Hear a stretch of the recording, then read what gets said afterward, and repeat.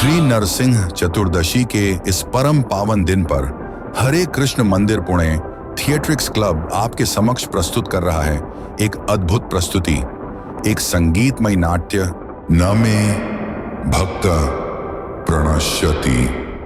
श्री भगवान का अपने भक्त से वचन।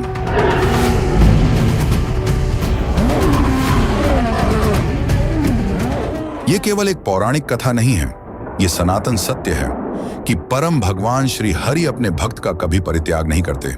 जो भक्त उनके चरणों में श्रद्धा रखते हैं, भगवान उन्हें पूरी सुरक्षा देते हैं, और जो उन्हें अपना सर्वस्व समर्पित कर देते हैं, भगवान उन्हें अपना परम आश्रय प्रदान करते हैं।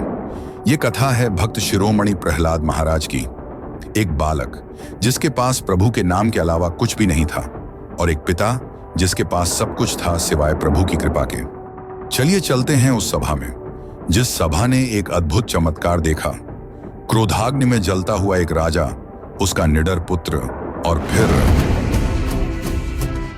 नमो भगवते वासुदेवाय।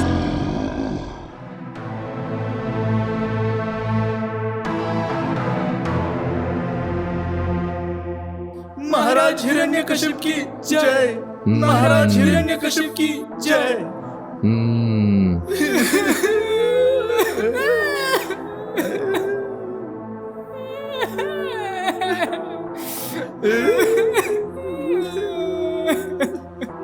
शंडा, अमरका, ये मूर्खों की बात ही रोना बंद करो और बताओ क्या समाचार है।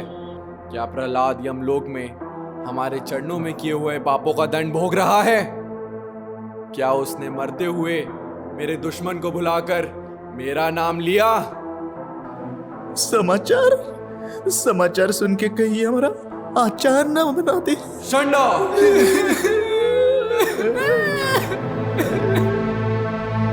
महाराज, हे इंद्र के शत्रु, हमने हमारी पूरी मूर्खता और मूढ़ बुद्धि से प्रहलाद को मारने का प्रयास किया।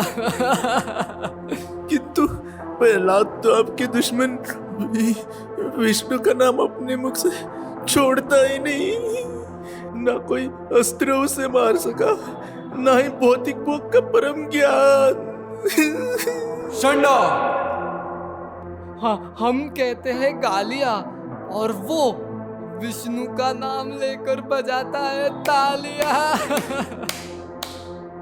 और अभी तो सारे असुर बालक उनके साथ भजन करने लगे।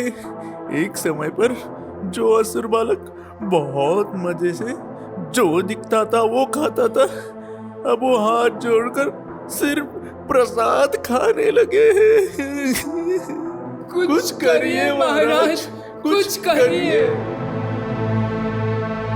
विष्णु विष्णु विष्णु विष्णु विष्णु, उसका अशुभ नाम सुन के मेरा दिन खराब हो गया। त्रिभुवन में किसी की हिम्मत नहीं कि हमारा नाम छोड़कर विष्णु का नाम गुणगान करे। इस पाप के लिए हम उसे खुद अपने हाथों से मारेंगे। प्रहलादो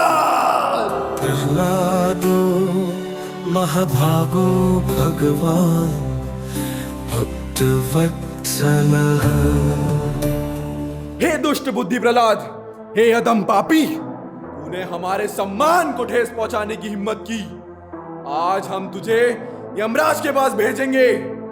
तू पुत्र के नाम पे कलंक है।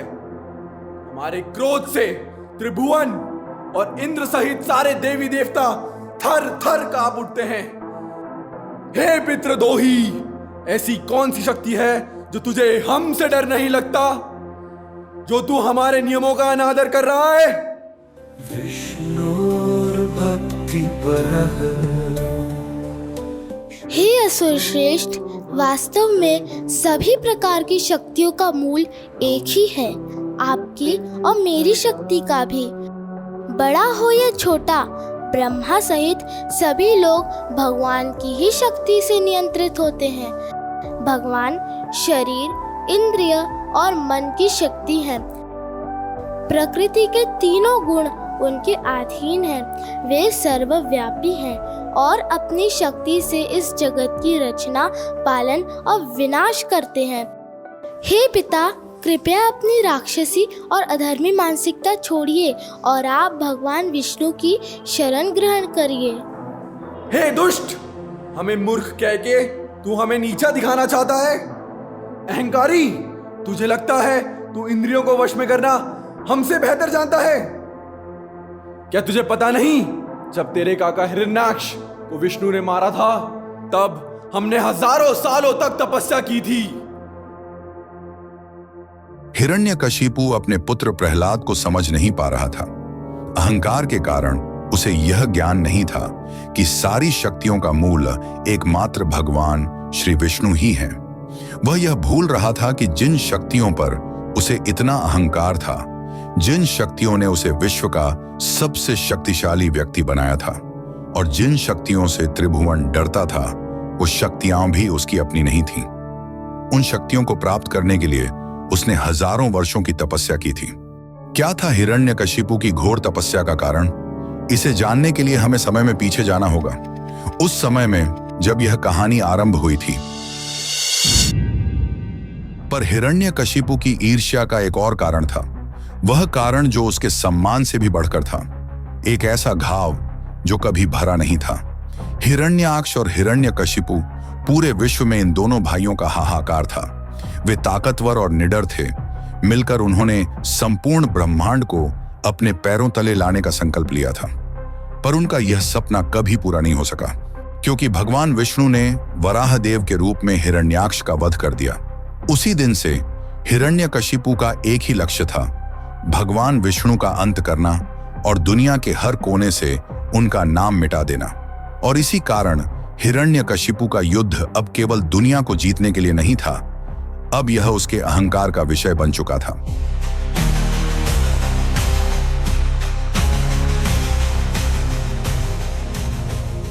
महाराज हिरण्यकशिपु की जय हो। महाराज, आप क्या सुनना पसंद करेंगे? सेनापति, हम हमारी और हमारे प्रिय भाई हिरण्याक्ष की महिमा सुनना पसंद करेंगे। जी महाराज। महाराज, तीनों लोगों में ऐसा कोई नहीं जो आप दोनों का नाम सुन के डरता नहीं हो। आपके अद्भुत पराक्रमों से आपने दानव, दैत्य, भूत और बाकी सभी आसुरी ताकतों को एकत्रित किया है। आप दोनों की शक्ति से इंद्र आदि देवता डरे हुए चूहों की तरह अपने बिल में छुपते फिरते हैं। इस दुनिया में ऐसा कोई भी नहीं जो आप दोनों को हरा सके। महाराज, महाराज, आपके भाई महाराज हिरण्याक्ष को विष्णु ने मार दिया। मूर्ख, तुझे अपनी जान प्यारी है कि नहीं? ये क्या बकवास कर रहा है? इस बात के लिए तो हम तुझे कुत्तों को खिला देंगे। नहीं महाराज, नहीं। मैंने अपनी आंखों से देखा महाराज, अपनी आंखों से देखा। जब महाराज हिरण्याक्ष धरती को समुंदर में डुबा रहे थे, तभी विष्णु ने वहरा रूप लेकर उनको मार दिया। उसके बाद हम सब असुर वहां से भाग निकले महाराज। मैं सच बोल रहा हूँ, विश्वास कीजिए महाराज। विष्णु, तूने हमारे साथ धोखा किया है। उन देवताओं के यज्ञ से खुश होकर हम असुरों को धोखा दिया है। भगवान कभी देवताओं और असुरों में भेदभाव नहीं करते। माया के प्रभाव से तू तेरा स्वभाव छोड़ चुका है, इसलिए मैं तेरा सर काट के तेरे खून से मेरे भाई की आत्मा को शांत करूंगा। दानवों, दैत्यों, भूत, पिशाच, सब मेरी बात कान खोल कर सुनो। मैं विष्णु को मारने के लिए तपस्या करूंगा। तुम सब धरती पर जाओ और तबाही मचा दो। ब्राह्मणों के घर जला दो। फल देने वाले सारे पेड़ बर्बाद कर दो। पूरी धरती को तहस नहस कर दो।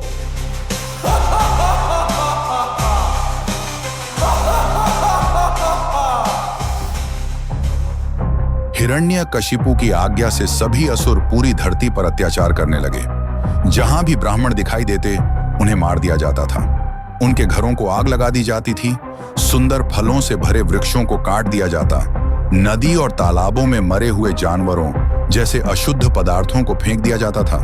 किसानों को भी मार दिया जाता और उनके खेत जला दिए जाते थे। जंगलों में भूत और पिशाच रहने लगे थे। इसी कारण यज्ञ करने के लिए कहीं भी ब्राह्मण शेष नहीं बचे थे और इंद्र आदि देवता अत्यंत व्याकुल हो उठे थे। हिरण्यकशिपु हजारों वर्षों तक मंदराचल पर्वत पर कठोर तपस्या करता रहा। उसकी तपस्या से सभी लोगों में हाहाकार मच गया।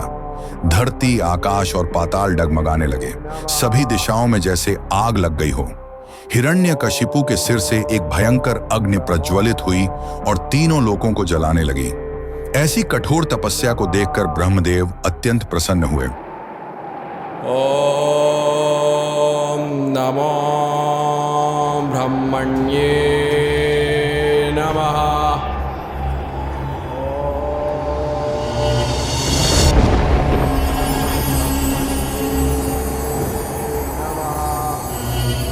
पुत्र हिरण्यकशिपु,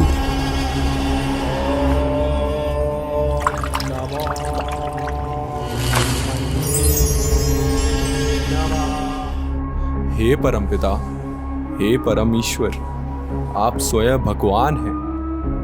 मेरा प्रणाम स्वीकार करिए। हे असुर श्रेष्ठ, मैं तुम्हारी घोर तपस्या से बहुत प्रसन्न हुआ। ऐसी कठिन तपस्या ना ही भूतकाल में कोई कर पाया है और ना ही भविष्य में कोई कर सकता है। हे दितिपुत्र, तुम्हारे दृढ़ निश्चय से तुमने वो कर दिखाया है जो भृगु आदि महान ऋषि मुनि नहीं कर सके। इसलिए तुम जो वर मांगोगे वो मैं तुम्हें दूंगा। कहो, क्या वर मांगना चाहते हो? हे लोकेश्वर, आपकी कृपा असीम है। प्रभु, मुझे मृत्यु पर विजय प्राप्त करनी है। मुझे अमृतत्व प्रदान कीजिए।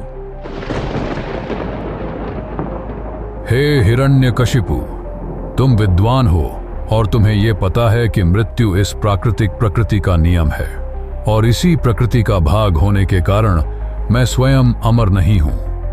कुछ और मांगो पुत्र।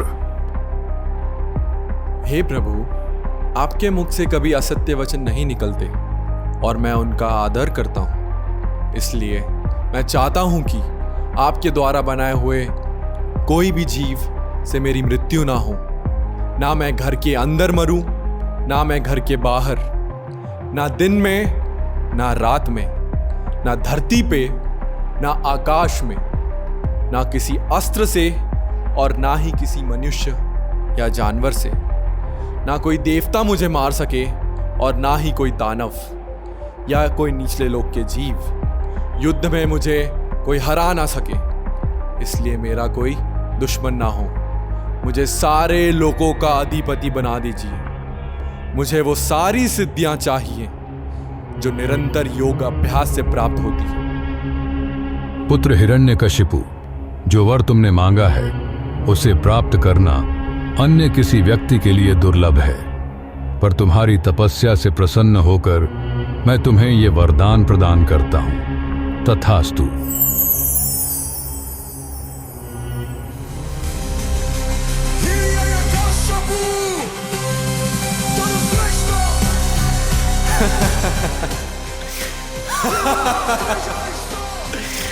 ब्रह्मांड रचयिता। उसे तो पता भी नहीं चला कि हमने परम बुद्धिमानी हिरण्यकशिपु ने उसे अपने जाल में फंसाया। और अभी मैं उन देवताओं को दिखाता हूं कि असली ताकत किसे कहते हैं।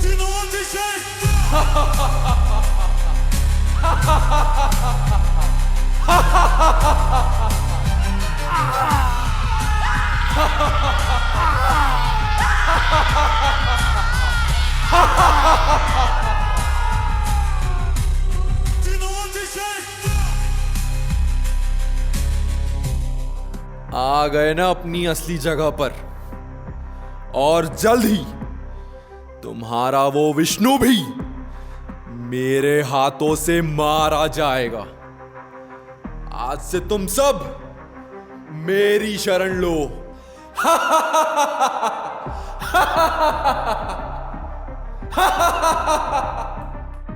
दैत्यों, दानवों, सारी दिशाओं में घोषित कर दो, आज के बाद अगर किसी ने भी उस विष्णु की भक्ति की तो उसके साथ उसके पूरे कुल का विनाश होगा। महाराज हिरण्यकशिपु की जय! महाराज हिरण्यकशिपु की जय! महाराज हिरण्यकशिपु की जय! हिरण्यकशिपु के अत्याचार दावाग्नि की तरह बढ़ते चले गए। बड़े बड़े देवता भी लाचार हो गए, मंदिर तोड़ दिए गए, ब्राह्मणों को मार दिया गया और इस कारण यज्ञ विधियां भी खंडित हो गईं। श्री विष्णु के नाम पर रोक लगा दी गई। देवता इस अत्याचार को और अधिक सहन नहीं कर सके, इसलिए इंद्रदेव सहित सभी देवताओं ने भक्तों की रक्षा और बुराई के विनाश हेतु भगवान विष्णु का ध्यान किया और सुंदर मंत्रों के द्वारा उन्हें आमंत्रित किया। आइए हम भी इस दिव्य घटना के दर्शन करते हैं। ब्रह्मदेव ने दिए हुए वरदान के बाद हिरण्यकशिपु के पापों को रोकना नामुमकिन हो गया है। किस किस को बचाएं और किस किस की रक्षा करें? धरती के ज्यादातर ब्राह्मण और वैष्णव तो मारे जा चुके हैं। ऐसे ही चलता रहा तो धर्म का विनाश हो जाएगा। धर्म का भी और हमारा भी। मदिरा के नशे में जब वो अपनी लाल आंखों से मुझे देखता है, मेरा शरीर डर से थर थर कांपता है। हे भगवान, अभी आप ही हमारी और इस सृष्टि की रक्षा कर सकते हैं।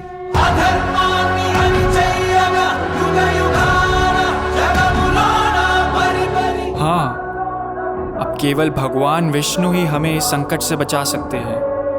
यहाँ एकत्रित सभी देवताओं, आइए हम उस दिशा को प्रणाम करते हैं जहाँ स्वयं भगवान श्री विष्णु विराजमान है, जहाँ केवल शुद्धात्मा जाते हैं और वहाँ जाने के बाद वो कभी वापस नहीं आते।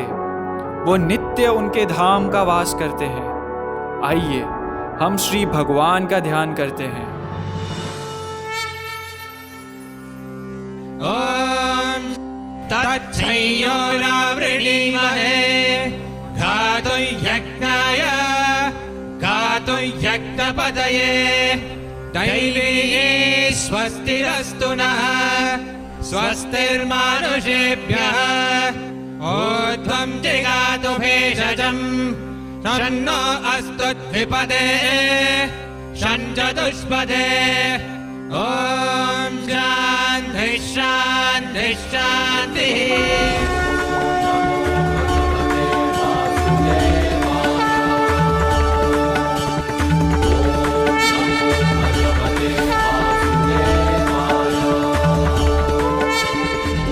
विद्वानों में श्रेष्ठ देवताओं, आपके हृदय से भय को निकाल दीजिए।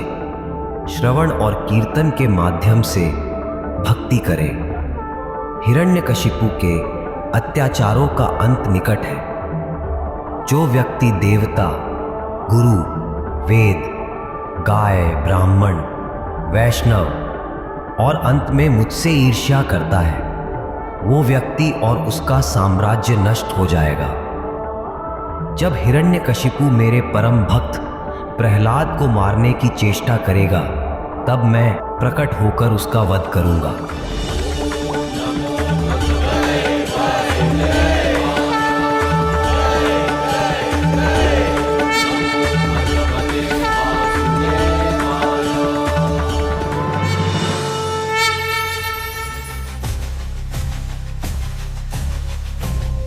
फिर एक दिन हिरण्यकशिपु के सारे कर्मों के बीच कुछ ऐसा हुआ जिसके बारे में वह कभी सोच भी नहीं सकता था। हिरण्यकशिपु के राजमहल में उसका अपना पुत्र प्रहलाद भय में नहीं बल्कि भक्ति में बढ़ता जा रहा था। राजगुरुओं द्वारा राजनीति और कूटनीति सिखाने के बावजूद प्रहलाद के हृदय में केवल एक ही नाम का कीर्तन चलता रहता था, श्री विष्णु, श्री विष्णु, श्री विष्णु। इन हरकतों से परेशान होकर हिरण्यकशिपु ने प्रहलाद को समझाने का निर्णय लिया। उसने अपने पुत्र को सभा में बुलाया, यह जानने के लिए कि उसने वास्तव में क्या सीखा है।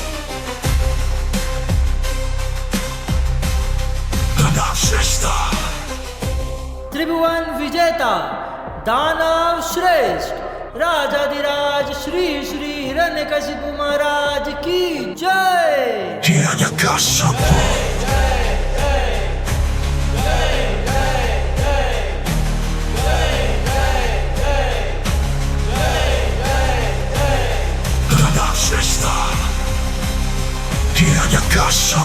सेनापति, हमारे राज्य से क्या खबर है? महाराज हिरण्यकशिपु की जय। महाराज, आपके राज्य में असुर जो मन चाहे वो करते हैं। किसी भी नियम को ना मानने का नियम वो बहुत अच्छे से पालन करते हैं। मांस खाना, नशा करना, जुआ खेलना, अनुचित संभोग करना, इन 4 चीजों को तो असुर दिन में 4 नहीं 4000 बार करते हैं। बढ़िया। और आपकी विशेष आज्ञा से युवाओं को सभी प्रकार के भोग बिना किसी दाम के दिए जा रहे हैं। युवाओं में अशुद्ध आचरणों के प्रचार बड़े जोरों शोरों से हो रहे हैं। इसी तरह से आपकी प्रजा बहुत सुखी है महाराज। बहुत बढ़िया। अब हम प्रहलाद से मिलना चाहते हैं। उन्हें गुरुकुल से बुलाया जाए। प्रहलादो महाभागो भगवान भक्तवन। सदा भौतिक भोगों में आसक्त रहो। पुत्र प्रहलाद, हमने सुना है कि तुम पढ़ाई में बहुत अच्छे हो, तो बताओ तुम्हारे गुरुओं ने तुम्हें क्या सिखाया है? विष्णु भक्ति परग। भगवान विष्णु का पवित्र नाम, रूप, गुण और लीलाओं का श्रवण और कीर्तन करना, उनका स्मरण करना, भगवान के चरणों की सेवा करना, भगवान की पूजा करना, सुंदर मंत्रों से प्रार्थना करना, उनका दास बनना, भगवान को अपना परम मित्र मानना और शरीर, मन और शब्दों से उनकी सेवा करना, अर्थात उन्हें अपना सर्वस्व समर्पित कर देना। यह भक्ति के 9 अंग हैं। जो कोई भी इन 9 अंगों से अपने जीवन को भगवान विष्णु की सेवा में समर्पित करता है, वह सच्चा विद्वान है। शंडा, अमरका, मूर्ख असुरी ब्राह्मणों, तुम्हारी हिम्मत कैसे हुई हमारे पुत्र को उस दुष्ट विष्णु का पाठ पढ़ाने की? ये क्या बकवास है? हे इंद्र विजेता, प्रहलाद ने जो कुछ कहा वो हमने उसे नहीं सिखाया। और ना ही किसी और ने। ये भक्ति तो उनमें पहले से ही है। प्रहलाद, ये सब तुम कहां से सीख के आ रहे हो? भगवान की भक्ति करना हमारा प्राकृतिक स्वभाव है और उसी भगवान की असीम कृपा से हम उस भक्ति को उजागर कर सकते हैं। एक अंधा व्यक्ति अन्य अंधे व्यक्ति का मार्गदर्शन कैसे कर सकता है? उसी प्रकार भक्ति के पथ पे चलने के लिए हमें किसी ऐसे मार्गदर्शक की आवश्यकता होती है जो भक्ति के ज्ञान से अवगत हो, और मैंने यह ज्ञान स्वयं भगवान विष्णु से ही प्राप्त किया है।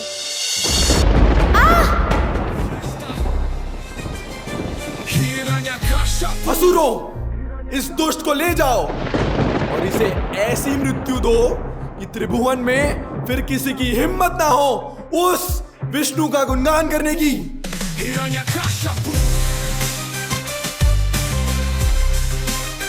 हिरण्यकशिपु के सेवकों ने अपने भयंकर हथियारों से प्रहलाद महाराज के कोमल शरीर पर वार करना प्रारंभ किया, परंतु प्रहलाद महाराज के शरीर पर एक खरोंच तक नहीं आई। उन्हें विशाल पागल हाथी के पैरों तले कुचलने का प्रयास किया गया, पर उस हाथी ने पलटकर असुरों पर ही हमला कर दिया। भयानक जहरीले सर्पों से उन्हें डसवाने का प्रयास हुआ, विनाशकारी मंत्रों से उन्हें मारने की चेष्टा की गई, पर प्रहलाद महाराज को कुछ भी नहीं हुआ। उन्हें पहाड़ की चोटी से नीचे फेंका गया, भूखा रखा गया, भारी पत्थरों के नीचे कुचलने का प्रयास किया गया। परंतु भगवत चिंतन में लीन प्रहलाद महाराज को इन सब जानलेवा प्रयासों से कोई अंतर नहीं पड़ा। प्रहलाद महाराज तो दिव्य चेतना में स्थित रहे।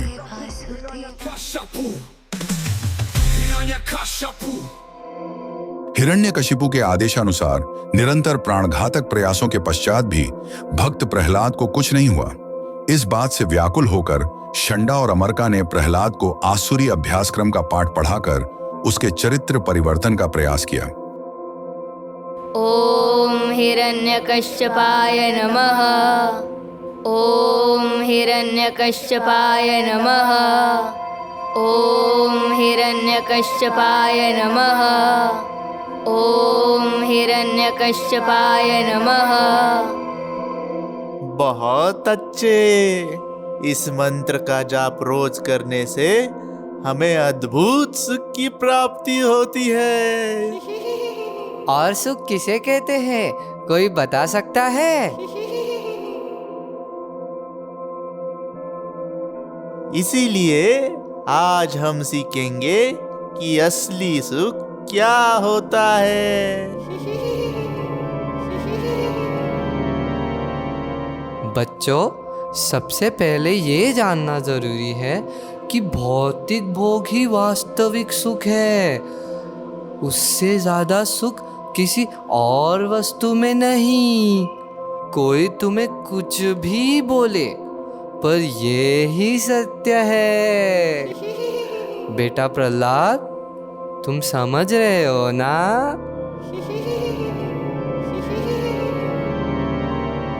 भौतिक जगत में जिस व्यक्ति के पास धन, सम्मान और शक्ति होती है, वही वास्तविक सुख को प्राप्त करता है। इसीलिए भौतिक भोग अभ्यास में निपुण होना बहुत आवश्यक है। धन, सम्मान या शक्ति प्राप्त करना इतना आसान नहीं है। सालों की मेहनत करनी पड़ती है। तो बच्चों, अगर आपको भी बहुत सफल बनना है और अपने आसुर माता पिताओं का नाम रोशन करना है, तो आपको भी महाराज हिरण्यकशिपु की शरण लेनी होगी। अब भोजन के बाद हम कूटनीति सीखेंगे।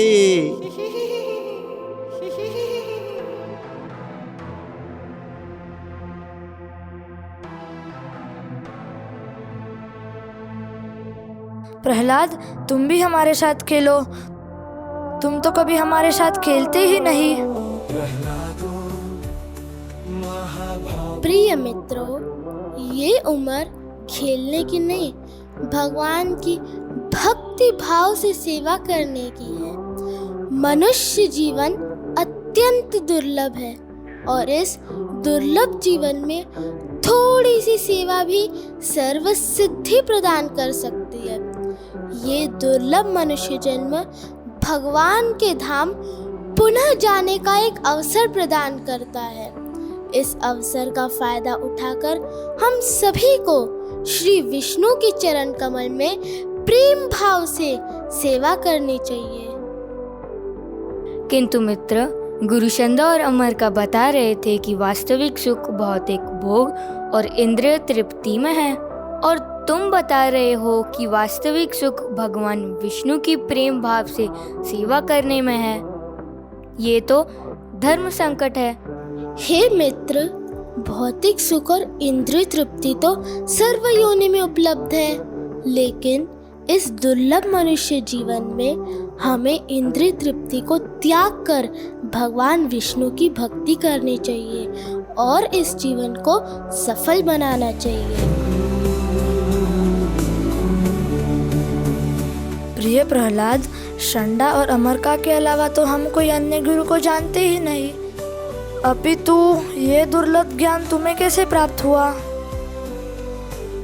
जब मेरे पिताश्री हिरण्यकशिपु मंदराचल पर्वत पर घोर तपस्या कर रहे थे, मैं मेरी माता कयादू के गर्भ में था।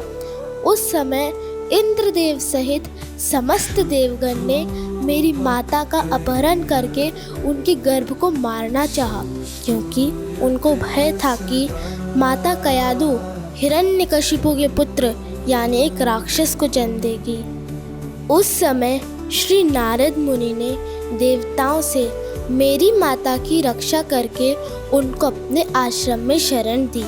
मेरी माता और उनके गर्भ में स्थित मुझे श्रीमद् भागवतम का दिव्य संदेश सुनाया। उनकी असीम कृपा से मैं हजारों सालों तक मेरी माता के गर्भ में रह के भगवान और उनकी भक्ति के बारे में ज्ञान प्राप्त करता रहा। प्रहलादो महाभागो भगवान।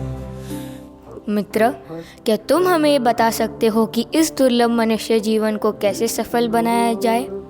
अवश्य।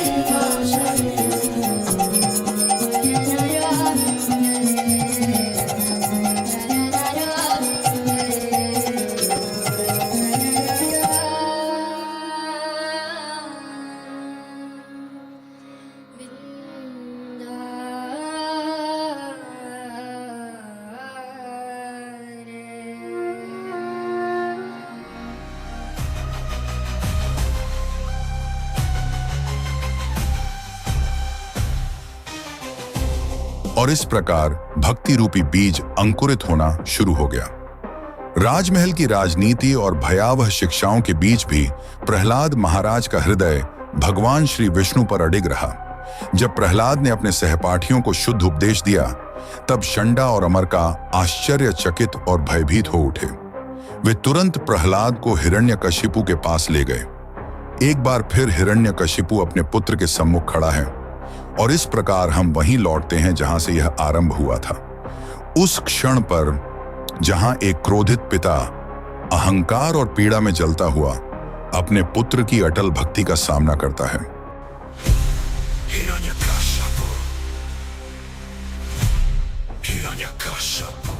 निर्लज्ज, दुरात्मा, पापी, क्या हमारी हजारों सालों की तपस्या का कोई मोल नहीं? क्या सारी शक्तियों का मूल तेरा वो सर्वव्यापी भगवान है? तो कहां है तेरा वो सर्वव्यापी भगवान? क्या वो इस खंबे में भी है? हाँ पिताश्री, वह तो सर्वव्यापी है ना। अच्छा,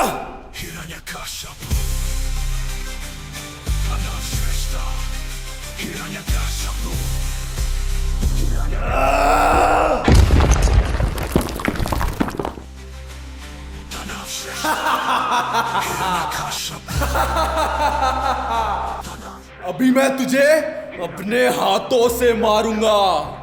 हमें भी देखना है कि कैसे वो तेरा सर्वव्यापी भगवान तुझे मृत्यु से बचाता है।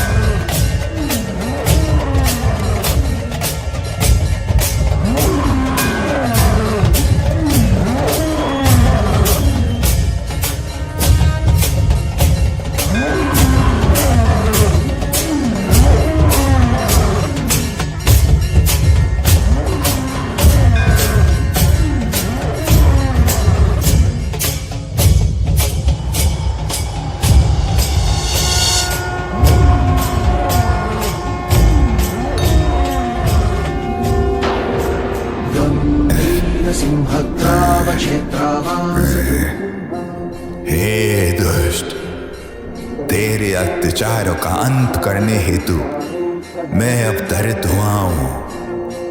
अब ब्रह्मदेव का वरदान भी तुम्हें बचा नहीं सकता। शक्तियुता शंखधरा चक्रधरा ज्वालाकेसर सिंह शूलामकरण सिंह शाश्वत शांति संस्थापनार्थक लोकध्वंस विध्वंसकारक मृत्युंजय विजय नारसिंह।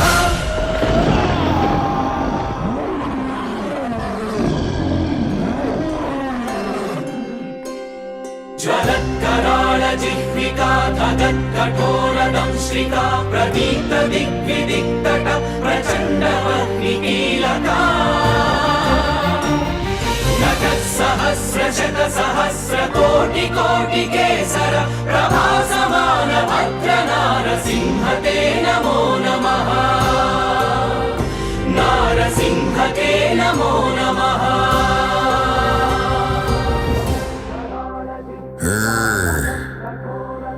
प्रहलाद, मेरे प्रिय भक्त, मैं तुम्हारी भक्ति से अति प्रसन्न हूं। मैं तुम्हें वरदान देना चाहता हूं। कहो, तुम्हें क्या चाहिए? प्रहलादो महाभागो भगवान। हे प्रभु, आप बहुत कृपालु हैं, पर जो व्यक्ति आपके चरणों में भक्ति के बदले कुछ भौतिक लाभ की इच्छा रखता है, वो आपका शुद्ध भक्त नहीं बल्कि एक व्यापारी है। हे जगदीश, यदि आप मुझे कुछ वरदान देना ही चाहते हैं तो मेरी आपसे यही प्रार्थना है कि मेरे हृदय में किसी भी प्रकार की भौतिक भोग की आसक्ति ना रहे। हे परमेश्वर, आप पतित पावन हैं, अतः मेरी आपसे यह भी प्रार्थना है कि मेरे पिताश्री ने आपके चरणों में जो भी अपराध किए हैं आप उन्हें भी क्षमा कर दे प्रभु। हे प्रहलाद, तुम परम पवित्र हो। तुम्हारे पिता और तुम्हारे कुल की 21 पीढ़ियां मुक्त हो गई हैं, क्योंकि तुम्हारे जैसे शुद्ध भक्त ने इस कुल में जन्म लिया है। मैं संपूर्ण ब्रह्मांड के सामने ये घोषित करता हूं कि जो भी पूर्ण श्रद्धा और भक्ति से मुझे अपने एकमात्र आश्रय मांगकर पूर्ण रूप से मेरे प्रति समर्पित होगा, मैं उसे पूर्ण सुरक्षा प्रदान करूंगा और ऐसे भक्त का कभी विनाश नहीं होगा। न मे भक्त प्रणश्यति, न मे भक्त प्रणश्यति।